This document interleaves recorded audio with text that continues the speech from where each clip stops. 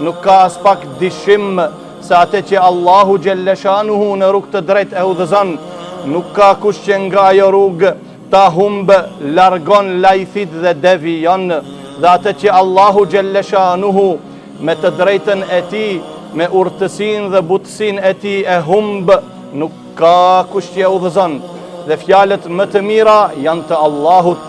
Udhëzimi më i mirë është i Muhammedit sallallahu alaihi wasallam. Veprat më të këqija të sherrit janë risit, bidatet. Ata qenë në humbje, e humbja qenë në zjarin e xhehenemit. Allahu të gjithëve nga ai na mbroft. Vlezër të dashur në Islam, në këtë hutbë do të flasim për thirrjen e tretë të surës El-Hujurat. Thirrjet e para bëjshin fjalë për mos paraprirjen para urdhrit dhe vendimit të Allahut dhe të dërguarit të tij sallallahu alaihi wasallam. Thirrja e dytë ishte mos ngritja e zërit më lart se ai pejgamberit sallallahu alaihi wasallam. Mos ngritja e zërit në për xhamia pa nevojë, sidomos në atë profetike dhe pranvarit të tij. Po ashtu mos ngritja e zërit më lart se ai i cili ta rëfen një hadith të pejgamberit sallallahu alaihi wasallam. Parasysh se këto di çështjet ke mos respektimi i këtyre di thirrjeve ishte mëkat i madh ndaj atij personi që vepron të kundërtën. Kurse sot do të flasim për një çështje që mos veprimi i saj, kundërshtimi i këtij urdhrit i kësaj thirrje, vëllezër, sot i shohim pasojat në mbar ummetin. Thirrja e tretë është ku Allahu thot: Ja eyyuhalladhina amanu in ja'akum fasiqun binaba'in fatabayyanu an tusibu qauman bijahalatin fatusbihu ala ma fa'altum nadimin.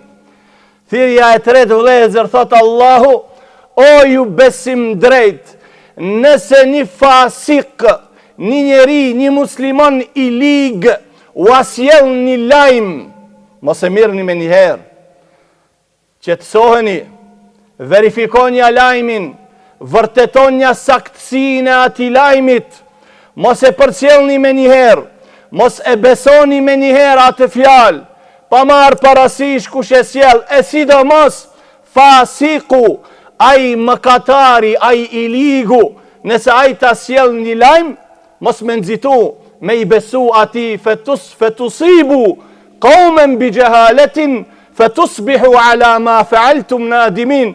Se nëse i besoni ato dhe mirëni vendime, atëherë do ta dëmtoni, do t'i boni keq atyre të cilët janë të drejtë. Nuk e kanë thonë një gjë të tillë.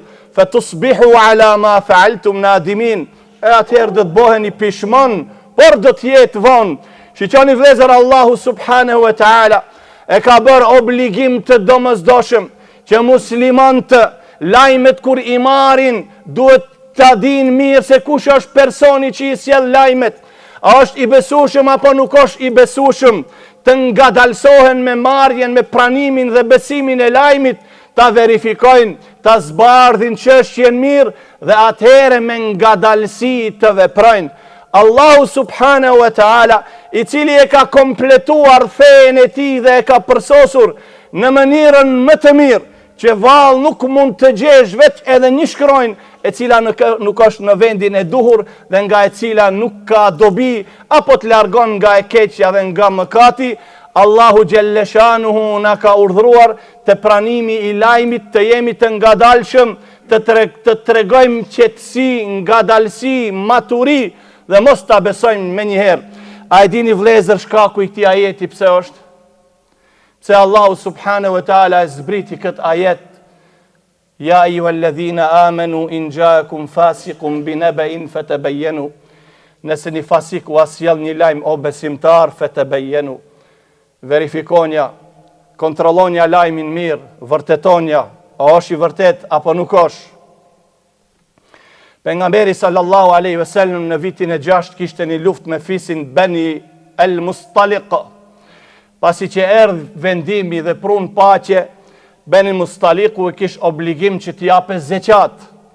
E pejgamberi sallallahu alaihi wasallam nga një herë të ato fise dërgonte një person, nga një herë 2 persona apo 3 persona, shkojnë të atu bëjnë zekatin dhe të shpërndajnë të varfërve të muslimanve. Shtilla e islamit, zekati është shtilla e 3 e islamit. Pa zekat, njeriu e ka imanin dhe besimin e tij, islamin e tij e ka të mangu, ai cili ka mundësi dhe duhet ta japë zekatin. E pejgamberi sallallahu alaihi wasallam këtij fisi ja dërgoi Walid ibn Uqba ibn Abi Mu'ayt. Tha ti shko merë zekatin të ai fisi. Ki ma herët, ki ishte prej Mekkës. Ki ma herët kish probleme me atë fisin.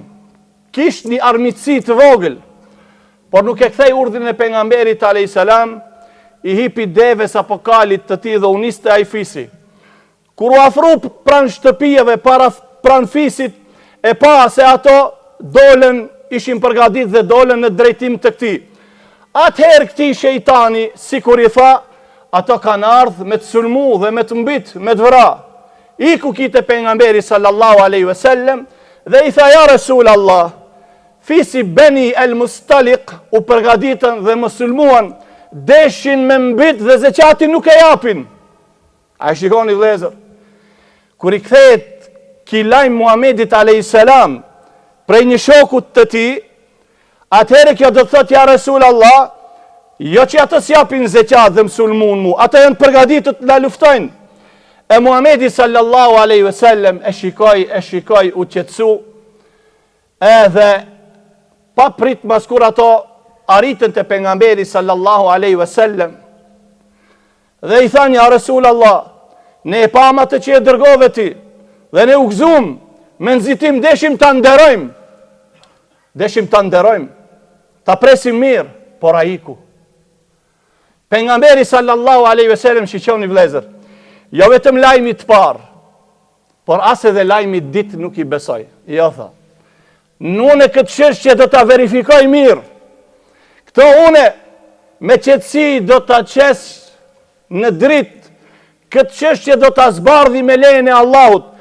Por nëse i pari ka të drejtë, atëherë do të dërgojnë një ushtri që do t'ua merr pasurinë tuaj, do që lufton e kështu me radhë, e kështu me radhë.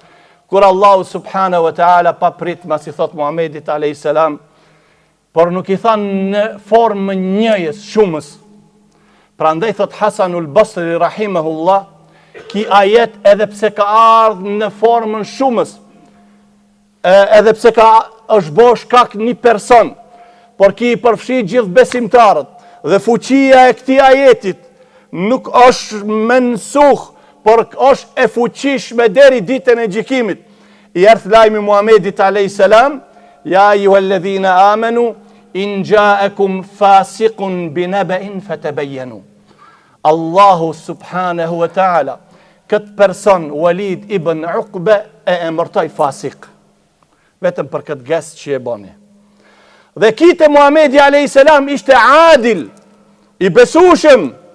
Pastaj ra prej këtij rangu dhe arriti te derexha te ato personat jo të besueshëm. U frigu ki vëllezër, ki mendoj se me të vërtet ato do ta sulmojnë edhe iku. Por çfarë boni? Nuk e that të vërtetën pejgamberit sallallahu alaihi wasallam se u frigova. Por thanë ato se japin zekatin dhe deshin me sulmu. Kjo është ai problemi. Se thonte ja Resul Allah u frigova se i pash ato drejtun drejt me dhe une kom pas një armitësi me ato ma herët dhe u frigova, mendova se deshin me mbit do t'ishte në rregull. Por ki qka boni, ki shtoj diçka. Dhe tha ato deshin me mbit ja Resul Allah. Vlezër tash, kthehemi vetes ton, dhe si cili prej nesh tash, leta afron dhe leta paraqet veten e ti, përballë këtij ajetit të Allahut xhelleshanuhu. Sa i marim ne lajmet prej njerëzve, dhe nuk presim as një minut, vetëm se va përcjellim të tjerva, nuk jemi ne ato.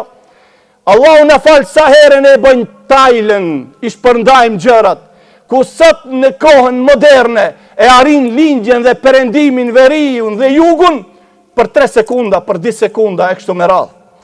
Sa ne i shpërndajmë lajmet, ne sa e zbatojmë këtë ajet të Allahut subhanahu wa ta'ala, sa jemi besim drejt dhe besim plot në krahasim me këtë ajetin, Sa flasim ne e flasim, na tha ki dhe na tha I tjetri, e kom dëgju prej ati, qashtu e kom dëgju, qashtu po ta sjeli, thot Muhamedi sallallahu alaihi wasallam, me një hadith që ka nxjerrë Imam Muslimin sahihun e tij, kafa bil mar'i kadhiban an yuhadditha bi kulli ma sami', boll e ka ren, boll I konsiderohet ren, mashtrim, besimtarit I cili ua përcjell të tjerëve të gjithë atë që e ndëgjon. Nuk shton asgjë, mjaft kjo thot oren, pejgamberi sallallahu alaihi wasallam, boll me këto e ka marrë titullin dhe nofkën gënjeshtar. Pse e përcjellën gjithë ato që e kanë dëgju. Sikur ne të jemi të sinqert me veten tonë, ta marrim lapsin dhe një flet mirë dhe të bardhë, edhe të shkruajmë sa lajme në ditë, ua tregojmë dhe ua përcjellim të tjerëve, a I kemi verifiku ato lajme? A I kemi saktësu, I kemi vërtetu ato lajme, a I kemi këqirë mirë, a I kemi kontrolu, a jemi të sigurt se ato jënë sakta? Nëse vetëm me këto miremi, atëherë tëri sikfarin që e bëjmë, nuk mjafton vetëm për përcjelljen, shkepjen, shpërndarjen e lajmeve që ne e bëjmë. E Allahu subhanahu wa ta'ala, këto njerëz nuk I ka qujtë besimtar të mirë, por I ka qujtë fasik. Vallahi, Allahu I ka qujtë fasik. Këto që veprojnë kështu. Pra ndaj vlezër shiqoni, e din qka është me rëndësi. Është diçka shumë e madhe me rëndësi. Lajmi të cilin donë që tash me gjlis, me ma të regu mu apo unë ti, apo unë me ja të regu 3-4 vetëve, a din që si është regulli I kësaj, unë duhet jem njëre sigur ki lajmë. A ka dobi ke njerëzit, a nuk ka. Unë për ta përcjell një lajmë. Atë nevojitet ti aj lajmë. Edhe nëse I sigurt, mos e trego. Nuk ka dobi, o vlla. Pse hupën kohën tonë dhe kohën teme, mos e trego. Edhe nëse është lajmi I sigurt, nëse nuk kanë dobi të tjerët, mos e trego. E çka nëse nuk është lajmi I sigurt? Thot Muhamedi alayhis salam kur tregon për hadithin wa kariha lakum, dhe Allahu subhanahu wa taala e uren atë person dhe uren këto gjoja. Qila wa qal, than dhe tha, më tha dhe I tha. Qila wa qal, wa kathrat as-sual, dhe pitja e shumt. Kom një pitje. Sot di pitje, nesër 3 pitje. E kështu me radh ki s'punon, kjo përtac. Kjo si ai I cili gjithë kund li pun. Toni japi dhe prap nuk punon. Përtac është ki. Wa ida'at al-mal, dhe humbja e pasuris, me harxhu pasurin kot. Ka bleja I diçka pa marrë parasysh. E ka marrë një orë. Ai rrogën e ka 2500 euro, orën e ka ble 2000 euro. Apo këpucët I ka marrë 800 euro. Do me thonë, ma shumë se 1/3 e rrogës ti e ka dhonë për këpucë, apo për tesha e kështu me radhë. Wa ida'at al-mal. Prandaj vëllezër të dashur, thirrja e tretë e Allahut subhanahu wa taala, të cilën na drejton neve, është e rrezikshme. Atë sa kemi dobi është e rrezikshme. Ku jemi ne me këtë thirrje, me të vërtet vallahi, me ju kthi vetes tonë, me I thon vetë sikush vetes të ti. Subhanallah, sa lajme kanë dalë prej gojës time. E Allah thot, wala taqfu ma laysa laka bihi ilm. Mos ja fut asaj për cilën nuk I dituri. Inna as-sam'a wal basara wal fuad kullu ulaika kana anhu mas'ula. Se goja, gjuha, tërë gjymtyrët e trupit një ditë kanë me dhonë përgjegjësi para Allahut subhanahu wa taala. Prandaj vëllezër të dashur, lajmi të cili të vjen, nëse nuk kanë të tjerët, edhe familjarët nëse nuk kanë dobi, pse I lodh? Pse ja dobson imanin familjes? Pse ja harxhon kohën me lajme të cilët nuk kanë dobi? Edhe nëse është lajmi I sigurt, nëse nuk ka dobi, mos ja përcjell të tjerëve parasysh se ditën e gjykimit Allahu subhanahu wa ta'ala për këtë çështje do të na merr në pitje dhe në përgjithësi, parasysh se do thot, ju kom tregu, wa kom tërhek vërejtjen në surën Al-Hujurat, ajeti I 6, ju kom thonë, ja ju alladhina amanu, in ja'akum fasiqun binaba'in, fatabayyanu, an tusibu qauman bijahalatin, fatusbihu ala ma fa'altum nadimin. O ju besim drejt, nëse një I lig, ai që nuk falen namaz edhe ai është I lig, Ai cili s'jep zeqat edhe ai është i lig. Po pa marrë parasysh edhe mund t'i bone këto përsëri është i lig. Nëse ta sjell një lajm, mos e merr. Mos i beso. Parasysh se ndoshta me lajmin e tij bazohesh dhe i dëmton ato të tjerët. E pastaj do të bëhesh pishmon, por në disa raste edhe pishmonllëku, edhe dëshprimi nuk të sjell dobi. Lusë Allahun Gjelleshanu të na vedison, të na udhëzon në rrugën e vërtet, në siratul mustaqim, në rrugën e të parëve tonë të mirë. E kulu qauli hadha wa astaghfir.